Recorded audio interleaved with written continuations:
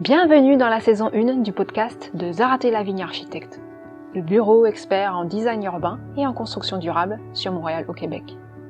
Je suis Virginie Douin, créatrice de contenu pour le compte de Zaraté Lavigne. Cette série de podcasts a pour objectif de vous guider dans vos démarches de rénovation et de construction pour un habitat plus durable. Nous abordons également les enjeux du design urbain et de l'architecture.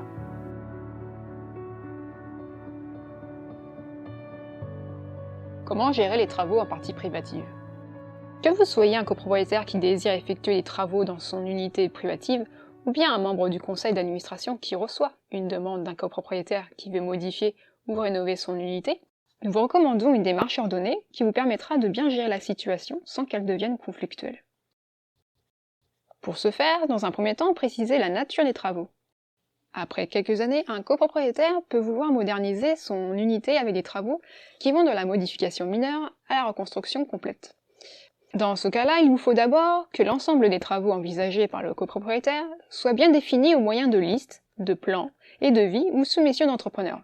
C'est ce qu'on appelle la portée des travaux. Ces documents doivent énumérer de manière explicite tous les travaux proposés et ne pas être simplement un résumé. Par exemple, les travaux affectant les cloisons, le filage électrique, la tuyauterie, la ventilation, les percements, les matériaux proposés, les jonctions entre ceux-ci, doivent être clairement expliqués.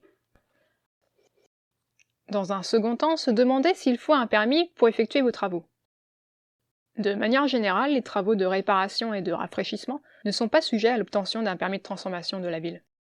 Par exemple, le remplacement des couvre-sols, de la peinture, le remplacement des armoires de la cuisine et de la salle de bain, sans changement à l'emplacement des appareils de plomberie, ne nécessite en général pas de permis.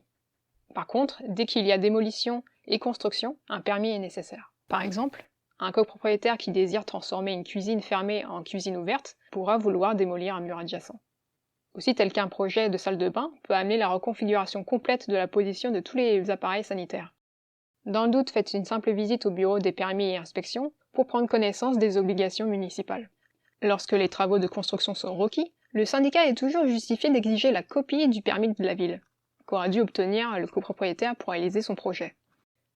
D'ailleurs, plusieurs villes peuvent exiger au préalable une autorisation du syndicat lorsque les travaux affectent l'apparence du bâtiment ou touchent les parties communes. Dans un troisième temps, définir qui sera le concepteur.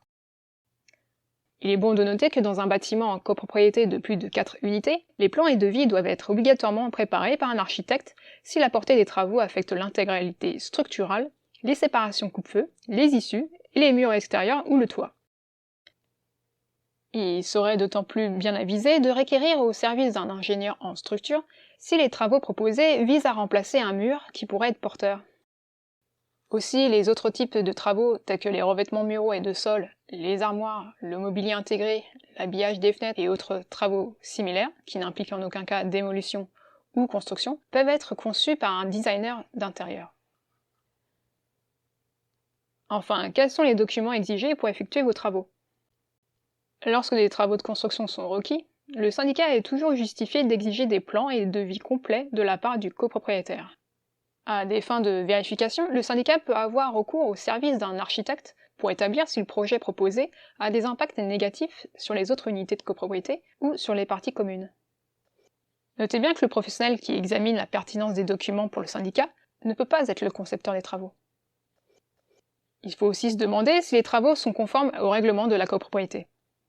Le professionnel devra également vérifier que les travaux n'entrent pas en conflit avec le règlement de la copropriété.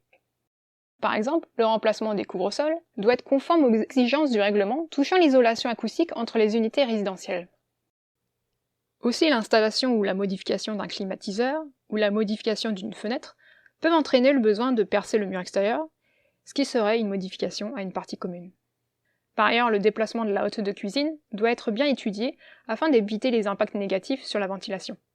Dans plusieurs cas, il est possible que l'assemblée des copropriétaires doive se prononcer sur l'approbation de tels travaux. En outre, des documents bien conçus et bien rédigés seront alors d'une grande utilité. Et puis, les travaux seront-ils surveillés? Donc, après avoir obtenu l'autorisation du syndicat, le copropriétaire engage un entrepreneur pour effectuer les travaux convenus dans la portée des travaux et selon le permis obtenu le cas échéant. Mais comment s'assurer de la conformité des travaux à la portée des travaux? Eh bien, le syndicat peut exiger que le constructeur des travaux en surveille la construction, et atteste à la fin de celle-ci que les travaux sont conformes au plan et devis et aux exigences du permis. Dans les cas les plus complexes, le syndicat peut engager un professionnel architecte ou ingénieur pour vérifier que l'exécution des travaux n'aura pas d'impact négatif sur les parties communes. On évitera ainsi les mauvaises surprises. En conclusion, on peut dire qu'avoir un processus ordonné de gestion des travaux, de rénovation légère ou plus complexe des unités privatives, permettra d'éviter les situations conflictuelles qui peuvent parfois s'envenimer. Donc l'objectif ici est de collaborer ensemble pour maintenir une bonne entente tout au long du processus de rénovation. Et surtout, n'oubliez pas que la planification diminue le stress. Et c'est ainsi que se termine notre sujet. En espérant vous avoir éclairé, vous pouvez retrouver toute notre actualité sur zaratelavigne.com avec plein d'articles de nos experts architectes. Je vous remercie de votre écoute et à bientôt!